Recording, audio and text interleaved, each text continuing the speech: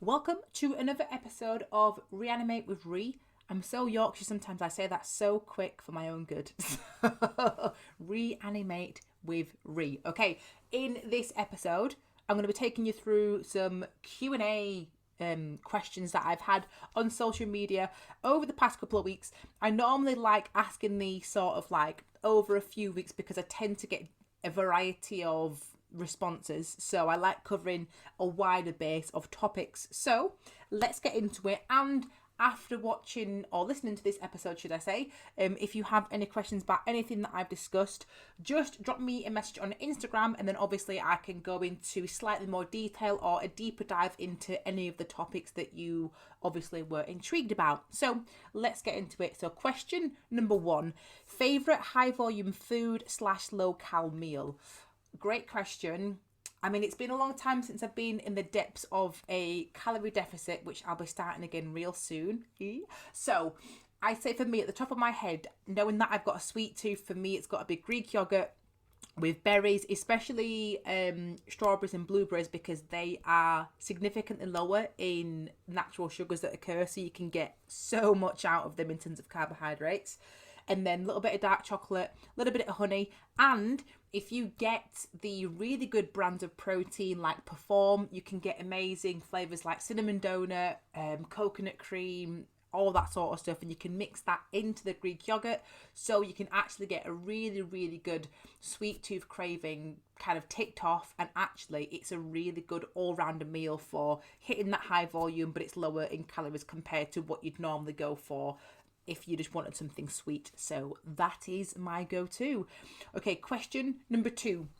Thoughts on barefoot shoes? I love them, you know. So I actually have a pair, and I've got the original pair that they're just black and they're pretty sort of flimsy. My feet do look like ducks in them, in all honesty. But what I do with mine is that I just wear them for the sessions where I'm training lower body. I don't really walk around in everyday life with them on because I'm a little bit of a sneaker freak. I like my trainers, and I don't want to look like that in barefoot shoes all the time. So what I'll do is I'll carry them in my backpack, and then when I'm doing lower body I will wear them, because the thing that I found is that with certain trainers, as you might know as well, your toes can pretty much like feel like they're crumpled up and just kind of like gathering together. It just doesn't feel very nice. And also from a training perspective, some trainers are just like absolute marshmallows, and if you're training lower body and you're wanting to get strong, you have to have a stable base, both structurally within your joints and everything else like that, but also your feet need to move. They need to have a consistent and stable sort of surface, so that when you're producing force and you're trying to sort of push into something, then it's actually a consistent force that you're generating, rather than your foot wobbling all over the place. So obviously everything has its place, but if you're wanting to get them to improve your lower body sessions, I think it's a really good thing to invest in. They are expensive. I'm a little bit of a geek. I like doing all that sort of stuff because training is my life. So it just depends on what it is you're wanting to get out of them. But in my opinion, I love them from the perspective of training lower body. Okay, so question number three. What was the hardest part of Hyrox? Oh, really good question. I think actually reflecting back on this, do you know what? In all honesty, it was the sled, because I was doing it with my little brother, and we knew, because we're at such different levels in terms of our training. So he's just started training very similar to how I train, in terms of doing a little bit of weight training, kind of like this hybrid approach, plus doing some running. And obviously my main goal for this year is the ultra marathon that's in June, and he's just sort of just getting involved in trying his first Hyrox out with myself, and then wants to do another one and is enjoying that. So I knew that actually he's a faster runner, but I had a bigger engine. So actually when I did it, I felt amazing, because I felt like all the bodyweight movements, I could just keep just bashing everything out. And the runs, we pulled it back, because you never want to do a Hyrox with somebody where someone's just ignoring the other person if they're dying, because it's just not fun. It's not nice. So what I did was I made sure that I was just communicating with him the entire time, and I was like, look, dude, how are you feeling? let's just pull it back if we need to in terms of running. And then we just made sure that the running was going to his pace rather than my pace. So that then meant I felt a bit fresher going into the stations themselves. But that being said, with the mixed doubles for Hyrox, the sled, I believe, is just over 150 kg for the push, and I think it's just over 100 for the drag. So the drag felt really easy, but the push felt gnarly as hell. And then going from that heavy sled push back into the running, my heart rate spiked up, and that lap around the sort of Manchester arena, whatever it was that we did it in, that felt pretty tough. So in my opinion, the sled push was the toughest, and second to that, the last one was wall balls, because by that point, in my opinion, you want to be finishing strong and you want to kind of empty the tank a little bit. So I bashed out like 40 wall balls, because by that point, with you and your partner, it depends if you just want to like split it equally or if you want to finish strong. In my opinion, if you get one person to just do as many as possible until they slow down, then the other person does the same, and you keep doing that until you rack up 100 or whatever it is that you do, and then you just drag yourself across the finish line. That's how I like to finish events like that. So second to that would be the wall balls. Okay, next question, which is also a Hyrox related question. So Hyrox prep, what do you eat before the event and what's the water station like during? So prior to the event of Hyrox, I treat it like any sort of big endurance or big session that's going to demand a lot of energy from me. So what I tend to do is carb load a little bit, but I don't really do it so much because, Hyrox isn't my main sport at the moment. Like I said, I'm training for the ultra marathon, but if you're doing a Hyrox for the first time and you don't want to tank and you don't want to feel like arse when you're doing it, you actually need to make sure that for 3 to 4 days prior to that, you just add in a few more carbs to your main meals, and you're also having, the sort of carbohydrates where it's easy to digest closer to the event as well. So for me, I know that my go-to carbohydrate sources, saurine, bagels, rice, fruit, that sort of stuff. So I stick to the carbohydrates that I know that digest really well, because if I then start to add in things that I've not had before and my gut gets thrown off and I need a shit or I just need to go to the toilet, then it's just not good for anybody. And it's the same with running, because a lot of people experience that when they haven't trialed out certain carbohydrates but they go for a big long run, unfortunately, they might need to go for a poo when they go for a run, and they actually might end up shitting themselves, which happens to so many endurance runners. Hyrox, I don't believe, will have that effect, but you just need to make sure that you're not setting yourself up for that scenario where your gut just feels a little bit upset. So for me, what I did was, like I said, stuck to the same carbohydrate sources, had a little bit more of my main carbs in each main meal, and then on the actual day, I had my regular breakfast. I tried to have it early on, and then I had my regular lunch because the race that we did was at 6 p.m, I believe. But then what I just made sure that I was doing was closer to the window of us doing the actual Hyrox race, was just making sure that I had liquid carbohydrates available, so like Lucozades. I made sure that I had things like bananas, bagels, that sort of stuff.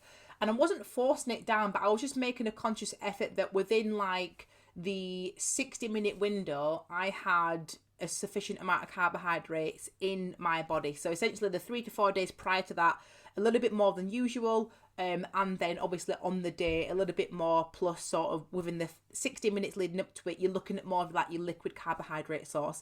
The thing that you have to be careful with when it comes to carb loading and just changing things up like that as well is more water retention, because if you're not managing how much water you're having but suddenly you have more carbohydrates, you're going to be heavier, you're going to retain more water.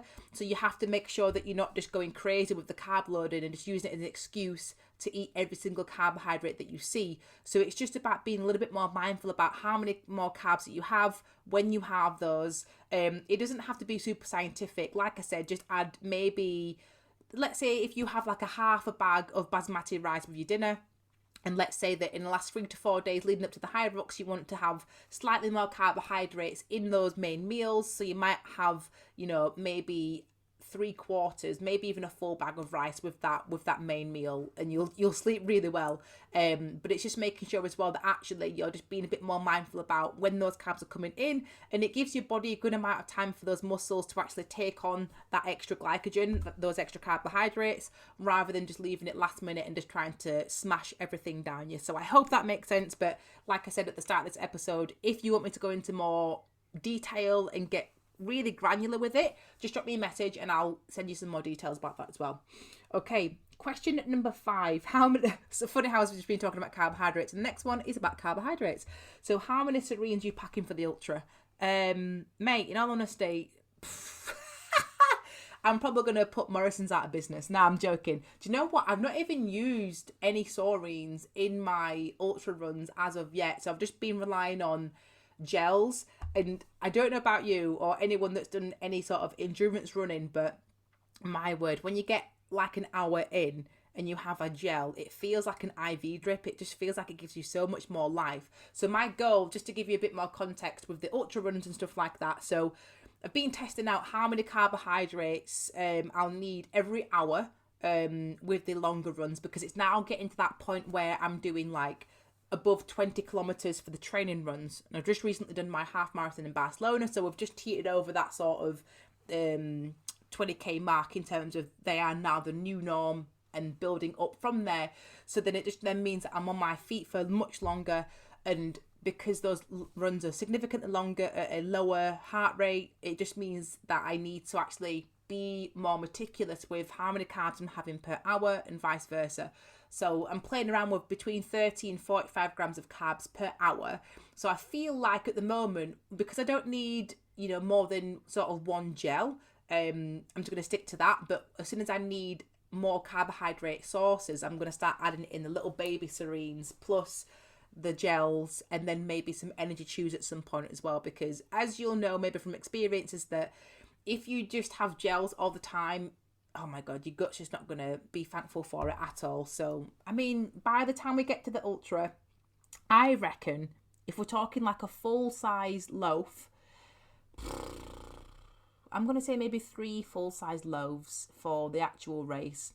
I don't know if that is actually realistic or if it's actually not enough, but I also don't want to shit myself, so I'm being a bit conservative here. So, anyway, okay, question number 6. Did you always know what you wanted to do as a kid? I did not, no, but I did grow up knowing that I wanted to be an athlete of some form. Like, I was always super interested in training. I actually wanted to be a footballer at one point as well. But just always super, super active as a kid. It's funny actually, because when some people ask me, when I got into the industry, or how I got into the industry, should I say, they just obviously asked me about that origin story and how it all started. And it's funny because I trained to be a professional contemporary dancer years ago at the Northern School of Contemporary Dance, which is based in Chapeltown in Leeds. It was an incredible experience, and that was for me the closest thing that I could get to of the feeling of being a full-time athlete, which I think is why I loved it so much, because it was brutal. Anyone that was in my year or training as a dancer around that time at Northern will know how brutal it is, because the level of work ethic, discipline, the time, energy and effort you have to put into becoming better is just out of this world. But as soon as you wake up, you're just dedicating your entire day to dancing and just warming up, cooling down, getting the lessons done, working on whatever projects that you're in. And I'm not even joking, some days you'd be in the dance school from as early as 7 a.m. and not even leave until 9 p.m. It depends what sort of projects you had on in the afternoon. And I think for me that was like the closest thing that I got to in terms of being an athlete. But whilst I was there, I remember obviously I was at that time in the pursuit of trying to make it as a professional contemporary dancer, or doing the training that's going to put me in that scenario where I can, obviously audition and, get some artists to hire me as their dancer. But I remember the principal in one of our career meetings turned around to me and was like, have you thought about becoming a personal trainer? And at the time I was so offended, because I was like, how dare you? Like, I'm here at this dance school and you're now actually asking me, have you thought about being a PT? But she wasn't the only person to say that. Like, even throughout my entire degree, whilst I was there, so many people that was studying with me at the same time said the exact same thing. They were like, have you thought about becoming a PT? Thought about becoming a coach? And I'd be like, why do people keep saying this? Like, I really don't know why you keep saying it. And obviously, at the time, I couldn't see what they could see in me, which was my energy, how much I love training, and just how much, you know, I was inspiring other people and how much they wanted to sort of improve themselves from seeing how hard I worked and vice versa. They saw something in me that they wanted, so obviously they thought, well, you know, become a PT. And then lo and behold, almost 10 years later, I'm still doing that. So yeah, quite long-winded answer to that question, but I hope that answers your question. Okay, number 7, top tips for women who want to lose weight. So this is something that, obviously, with me working with ladies predominantly, you know, the odd guy does reach out to me, but knowing that I'm working with ladies, most ladies that come to me in the beginning typically have the same problem, that you've been dieting for years, you're fed up, you're frustrated because you haven't seen the results, you feel like you're going backwards, and you feel like there's just so much information on the internet, on social media. You might have even worked with a coach before, but you haven't gotten to where you want to be. And you probably convinced yourself along the way that there's either something wrong with you, or that you just can't do it, that you're incapable of doing it. So it's kind of like this perfect storm of getting in your own head and just you losing self-belief and confidence within yourself. So what I would first of all look at and address is, how long have you been dieting for, and what have you been trying? Because that's going to dictate what you need to do to sort of move in the right direction in terms of finally getting the results that you want. So let me just sort of give you a brief assumption of what I believe you probably need to do in that scenario, because it sounds like you're struggling, and it sounds like obviously you want to get to that point where you can finally lose weight. So like I said, for most ladies, they've been dieting for years. So the first thing that you need to do is to actually spend a period of time in a maintenance phase. So what that essentially is just eating enough for you to maintain the weight where you are now. And that will sound scary at first, because let's say, for example, if you're eating around 1,500 calories, this seems to be like a really popular number for some reason. Let's say that you're eating around 1,500 calories. And you're trying to lose weight, but you're not, and you're bouncing back and forth between eating more on the weekend and feeling like you're cheating on your diet because you're eating dust, and vice versa. So it's like a back and forth battle that you've got going on. Dieting as a whole is a stress on the body, and it's something that we should only be doing for a short period of time. But if we elongate that across years, across months, and we don't give your body and mind a break from that, everything kind of gears down hormonally, your stress increases, so it just makes it super, super hard for your body and your mind to be in the right environment for you to actually lose the weight that you want to. So this is what I do with my ladies when they first come to me. They get a little bit scared at first because their main goal is weight loss and fat loss, and I'm saying, okay, we need to be eating more. And so they're like, what?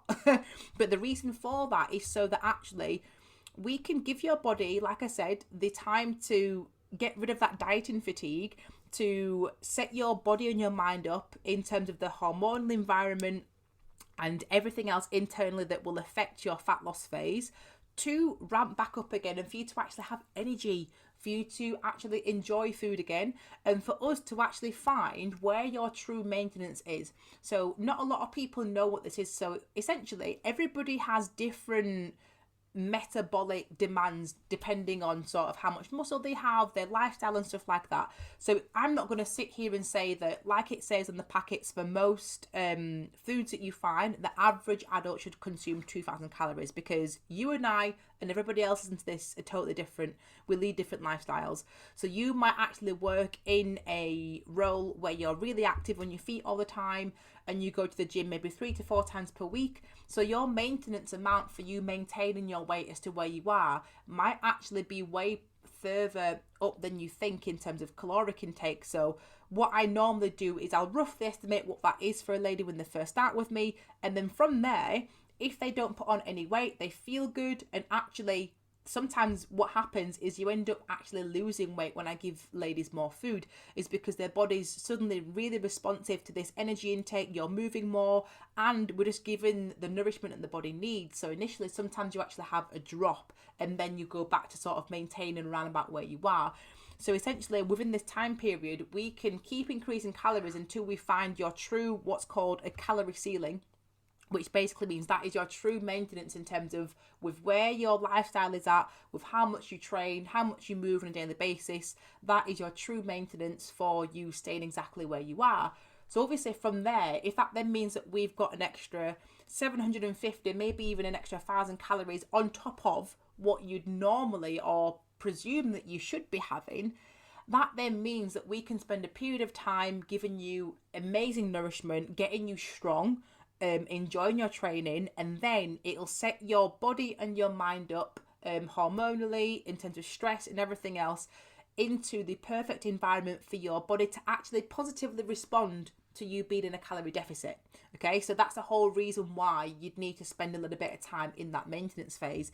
And then from there, the biggest bang for buck things that you can do for weight loss and fat loss in general: weight training, and just making sure that you're actually not sedentary. Are you moving enough? So, you don't have to always jump to 10,000 steps, but if you're not even getting around 5,000 steps, one of the biggest things that we can do is just maybe increase your step count by 25% from where you are, and then just sort of take it from there, because we have to think about, obviously, the equation that you have heard of is energy in versus energy out, but it's more nuanced than that. And it's about finding a way that you can implement your lifestyle to suit you in terms of your energy intake, your gym routine, and obviously your steps, but also just making sure that we are managing stress, sleep, and other lifestyle factors so that you're not running yourself into the ground and burning yourself out. So if I had to lay it out in a step-by-step process, number one would be spend a period of time at your maintenance phase or your maintenance period. If you don't know where that is, obviously you can explore with that. Then it would then be to, after that, enter your fat loss phase, which would then include you going to the gym 3, maybe no more than 4 times per week, weight training, making sure that you're moving enough outside of the gym, and making sure from a nutrition perspective you're fueling yourself adequately in your eating foods that are nourishing you and help you feel and function at your best. So I hope that answers your question. Very long-winded, but I just wanted to go into some more detail about the reasons as to why you need to go into a maintenance phase in the beginning, and just obviously find that caloric ceiling so that your body is set up for success by doing that in the beginning. Okay, so question number 8, Barca. How was a half marathon in the heat? Anything you'd do differently? So what I actually found is it wasn't that hot, in all honesty, with Barcelona. Like, it was 10, maybe 11 degrees at a push on a morning, but it got as high as 16, 17. And the day that I got there, I was kind of fuming because it was raining, but I got there in the evening after being at a live event for a couple of days. So it was a little bit more colder when I got there in the evening. But the first day, it was a little bit overcast, a little bit windy. And I did that typical British thing where I put on like a crop top that was like just basically sort of covering like the sort of the chest area, and like, you know what I mean, like the crop top vest sort of thing with some cargos, trying to look all edgy and like city like I'm in Barca. But it was actually Baltic. It wasn't Baltic, it was cold, but the locals were just giving me so many looks because like, what on earth are you doing? Like, it's not even that warm, like just typical Brit. Just to give you a scope as to how sort of chilly it was. But then on the actual day, it was super clear. And it was around 10 degrees at the start, and then it did get a little bit warm towards the last sort of quarter of the race. So what I did notice is that as the heat started to beat down, I did feel a bit more fatigued because I was pushing the pace as well. But in all honesty, I only felt that in the last sort of 5 kilometers before the end. So I think looking back, I don't think I would do anything differently. If I was doing that and it was significantly warmer, I would then make sure that if I'm sort of pushing the pace and I'm trying to get better in terms of timings and stuff like that, I would then just make sure that I actually expose myself to heat prior to doing a race in the heat. Because one thing that actually throws a lot of people off is that You obviously can't control the weather, but if you're going to go abroad and do something where you know it's going to be warmer, you either have to be realistic with thinking about the pacing that you're going to have in terms of pushing that, or just running it for fun. Because if you do something that demands, more energy in terms of exhaustion and stuff like that, from the heat, then you have to train for that. You can't just rock up and just do the same as you normally would do. Okay, question number 9.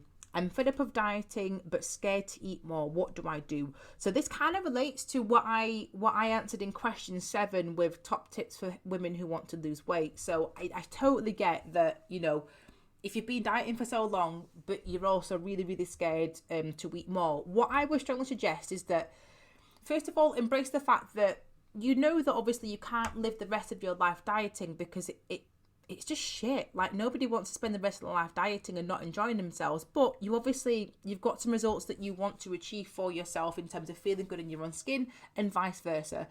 So what I would do, just dropped my Apple Pencil. What I would do first of all is just take the pressure off in terms of trying to, give yourself a timeline of where it is you want to be.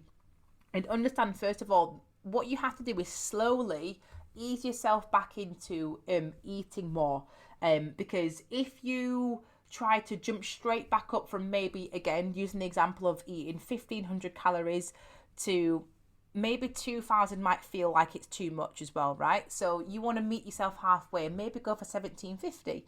And I would actually implore you at some point later on in your journey to explore with intuitive eating, because, again, you don't want to be tracking all year round for the rest of your life, because you want to be able to have the skills and tools to, eat mindfully to sort of nourish yourself, but also just not always worry about tracking everything, because it isn't a nice feeling.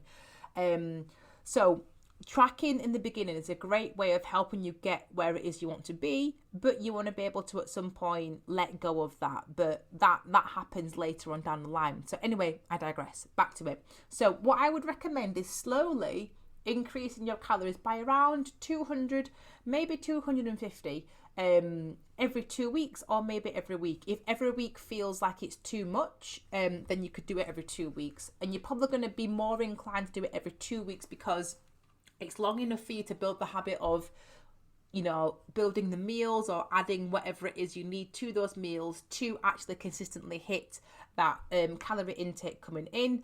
But it's also just going to make sure that you don't feel like you're doing too much too soon, again, in terms of adding more food, because, again, we need to address the fact that you are fed up of dieting, but you're scared to eat more. So we have to work with that, and we have to ease yourself into eating more. And what you'll notice is that as you're slowly increasing your calories, you'll gradually have more energy, and you'll start to view eating more as a positive thing as opposed to a negative thing. And obviously, depending on what your goals are, you'll get to a point where you might actually feel that you are adequately fueling yourself and nourishing yourself, and you actually feel better for eating more. So obviously at some point you'll reach that maintenance point, whatever it is you're looking for, and then just, I think from there it depends on what your goals are moving forward, in all honesty. But to directly answer your question, every 2 weeks, between 200 to 250 calories, and just see how you get on until you get to that position where you feel like you're no longer dieting, you're enjoying your food again,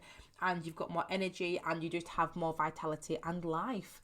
So I hope that helps. But again, feel free to drop me a message and I'll go into some more detail if you need. Okay, question number 10. How do I get strong but not lose my fat loss results? So this is a funny one, because a lot of ladies obviously want to lose body fat, but you also want to get strong. You want to have more muscle, but you also don't want to lose your results as well. So it's super, super common that you have this sort of conflicting battle going on. Now, what I will say is that you cannot be lean all year round. You cannot be, super, super lean and just look like an absolute, I don't even know what to reference anymore, but you know what I mean. You'll have an expectation in your head of what you think your version of your leanest is, but you can't maintain that all year round. And also you shouldn't do, because seasons change, and also you want to make sure that your body fat percentage is in a range where you are supporting yourself hormonally as well. So let's say, for example, if you have the expectation in your head of getting photo shoot lean. You might not have this expectation, but I'm just giving you this for a reference so that you could understand the reasons why we need to change it year round. So let's say, for example, you've done a photo shoot or some 12, 16-week block of fat loss and you've gotten really, really lean. Okay, so obviously then we need to think about, okay, well, we've dropped your body fat down. So the first priority would then be, depending on how lean you are, even maintaining where you are. But obviously if you've got photo shoot lean, you need to get back to a position where you're putting on more body fat. It doesn't have to be a lot, but you're not going to look the same as in that photo shoot. And that has to be a reality that you have to accept. So let's shift the perspective to, regular fat loss results where you've just lost the weight that you want to, you feel and look awesome and you're trying to maintain that. So then the next stage is building up for that maintenance. So we want to be making sure that post fat loss, if you can slowly introduce more food to the point where you're getting to 103% of your body weight. So what I mean by this, for example, let's say if you end your fat loss phase and you're at 150 pounds, for example. I'm not saying this number because it's the perfect number to get to, by the way. This is just a number that's in my head and it's something that I've done with my clients as well. So let's say you get to 150 pounds. So 1% of 150 pounds is 1.5 pounds. Is that right? I think so.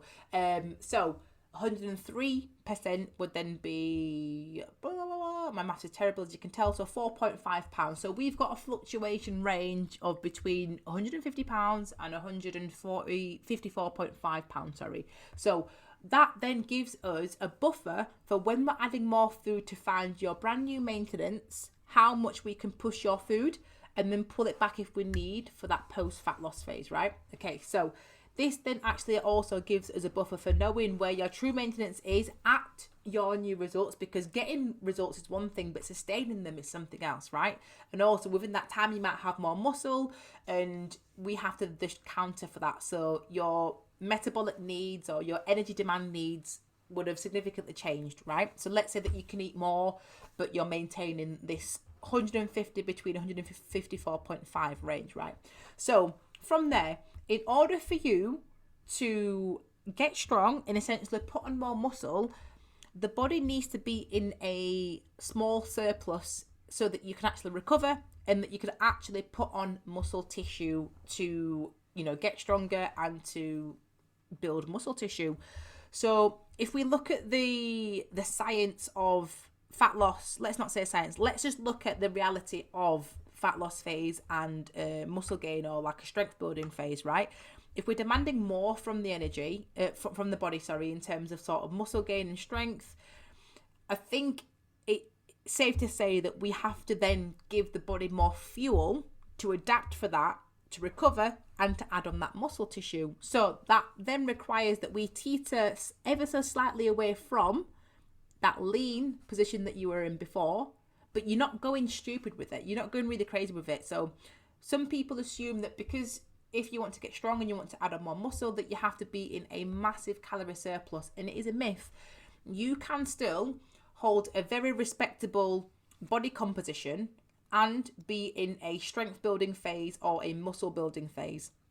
It doesn't have to be a quote unquote dirty bulk where you are just eating anything and everything. And if anything, that will actually make that harder, because you can't actually see the muscle tissue that you're adding on, and you can't actually get a good representative of whether or not you're fueling yourself so that you can recover well and you're performing really well with your strength sessions, or that the extra weight that you've piled on really quickly from eating everything is just the reason why you're stronger. You want it to be coming from the work that you're doing, not just from weighing more, because there is a reality for the fact that if you weigh more, typically you can move more weight around when it comes to strength. But if you want your relative strength, so what that means is relative to your body weight, and let's say, for example, if you're 55 kilos and you want to be able to deadlift 100, but you can't even deadlift 60. So your relative strength, once you are able to get to 100 kilos, is pretty epic, because you can lift almost double your body weight, right? But for someone that is 100 kilos, deadlifting 100 kilos, that'll feel quite light relative to where they are in that moment in time. So we've got to look at that as well. We have to factor that into it. This is a very long-winded answer, but I hope it's making sense. I like to go into detail about these things just so that you've got like a broader context, because a lot of it is just, it depends, and it's not black and white, it's very nuanced. So we have to factor that in, for the fact that, if you're demanding more of your body, you want to add more muscle tissue, you want to get stronger, then you have to be able to recover and adapt to that. So it will require a small surplus. I would say around 5% above your maintenance.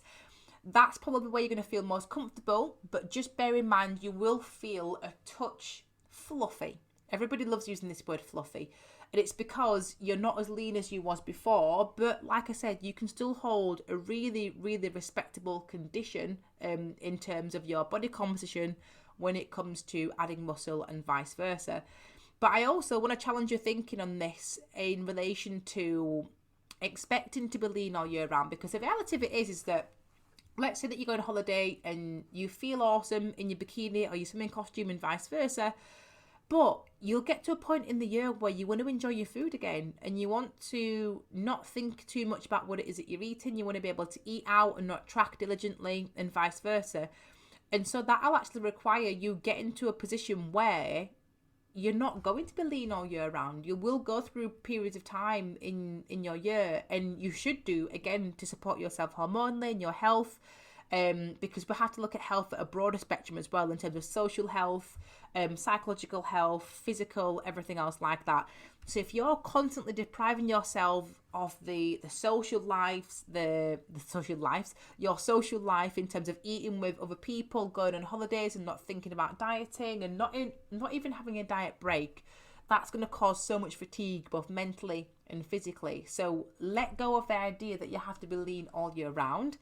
Embrace the fact that if you want to get strong and if you want to add some muscle, you will have to eat more, slightly above your maintenance, but it doesn't have to be much. I'm talking 5%. And you'll feel so much better for it, because you will be stronger, you'll add more muscle. And then if you want to do another fat loss phase later on down the line to see how much muscle you've built in a little bit more detail, you can do that as well. But it's not something that's absolutely necessary. But again, it depends what your goals are in the long term. So essentially, that is how I would navigate around getting strong, adding muscle, and letting go of the idea that you should be lean all year round. Like, you can find a happy medium where you feel awesome and you're in a slight surplus and you're building, but you're not too far away from where it is where you finished with your previous fat loss phase. Again, if you want me to go into more detail about that and just sort of get really granular about it, and we can have like a chat directly in the DMs, just message me on Instagram and I'd be more than happy to chat to you, because I'm here to help, and I'm here to give you the skills and tools that you need to get rid of all the bullshit that's online, and just get to what it is that you need to be doing so that you can have the internal freedom and fulfillment that you want. Stop dieting forever, train like a badass, and just build a body that you love for life. That is the reason why I love doing what I do as a coach. So I hope this Q&A session has been enjoyable for you. Like I said, any questions you want to ask me off of the back of this Q&A, please feel free to get in touch and I'll get back to you as soon as I can. But keep your ears peeled, keep your eyes peeled, keep your ears open for the next Q&A or the next episode that's about to drop. I haven't planned it yet, but it'll be coming out real soon. Anyway, have an amazing day and I will speak to you soon.